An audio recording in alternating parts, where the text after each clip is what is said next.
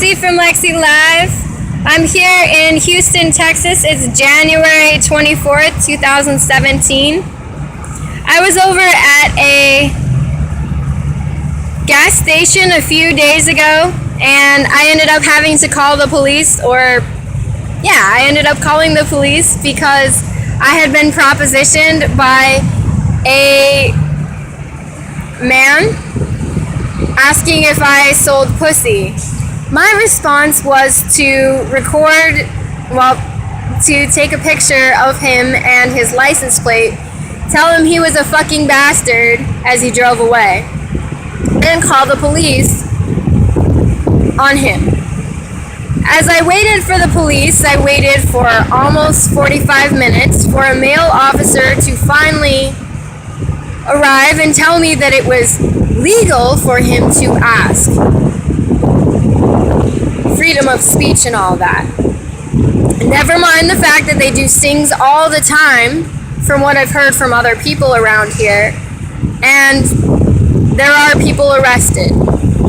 What the officer told me is that money has to be involved, or money has to be offered. So ladies, if you're ever propositioned, ask how much. Wait, does that make it seem like you actually want to have sex with them? I don't know how to handle this, because then that makes you seem like a prostitute, and then you could get arrested. So I'm confused. I don't know how to handle this. Ladies, any other people who have had to tell men who proposition them to kick rocks since it's legal? I was really disgusted with this police officer. I have a little ticket that has his name on it. I can't really pronounce it. I also went to ABC's Maggie in the Morning, and I left a message on her Facebook about this experience. I have yet to hear back from her. That was yesterday. I'm hoping to hear from her today. You know, I'm really disgusted with the way that I've been treated on my travels. Just because I have a backpack, it doesn't mean that it's okay to proposition me, gentlemen, boys. That's really what it is. It's boys. It's men that don't understand, that are really impatient and don't respect women.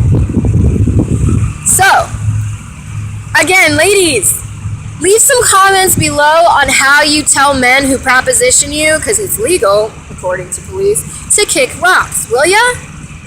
Because I'm tired of it. I want it to stop, and I don't know how to make it stop. And also, on top of that, I think maybe there needs to be a better way. Also, I was back in the ER a little bit ago in the waiting room, having to sleep there because Jamal Job out of Chattanooga, Tennessee, who is a singer, offered after I linked him up with a friend who had a car to go tow him out of a really bad situation. Now, this friend of mine that I linked him up with ended up telling me when I first met him that he wanted to quit smoking. So me, being the friend that I am, I've of course helped him, as he asked me to. So, I ended up taking a pack of his cigarettes and throwing them away. Meanwhile, Jamal got really upset and said that he was scared, also because of health problems that I was having on that trip, and decided that it wasn't okay to host me anymore. He said this during the car ride after, we had just found his car, and my friend has pulled his winch out of the ditch.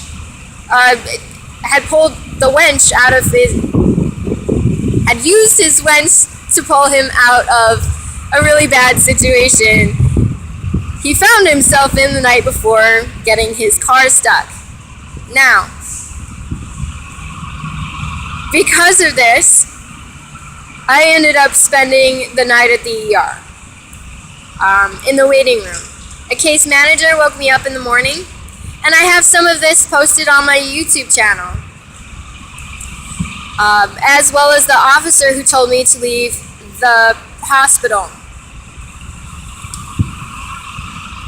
What I don't have posted is that the case manager, after explaining the health issues and needing to eat something, offered to buy me lunch. In exchange for lunch, I told him that I would record a poem for him. Here's the poem. I don't have it memorized, but it is an acrostic. Perhaps you've met him, and he's offered and imparted his wisdom from learning in life to you. Putting money aside, everyone has their own regimen for healing. He respects these paths as you know any good doctor would.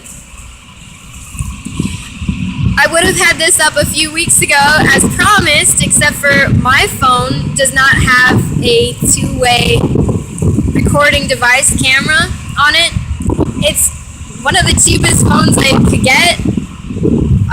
That's where I was at financially. And I'm okay with that because anytime my phone drops, and it drops quite a bit, I have my screen still intact and it's incredibly durable. I really like it. So I had to wait until I could get an LA Colors little pocket mirror, and that's what I'm using to record and make sure my face is still being seen while I'm recording these YouTube vlogs. So that's where I'm at. As far as couch surfing goes and Jamal Job, I think it's incredibly untrustworthy to back down on a couch surfing experience like he did. I really don't think that's much of a man either. He did apologize later and say that we could work it out, but of course, because he had gone back and forth and was incredibly wishy-washy and basically put me down after I hooked him up with a friend of mine who had a Jeep who could, haul him out of a really bad situation, I felt really disrespected and didn't really want to be around him anymore. So, ladies, please comment below. Let me know how you tell men to kick rocks. And proposition you, because it's legal.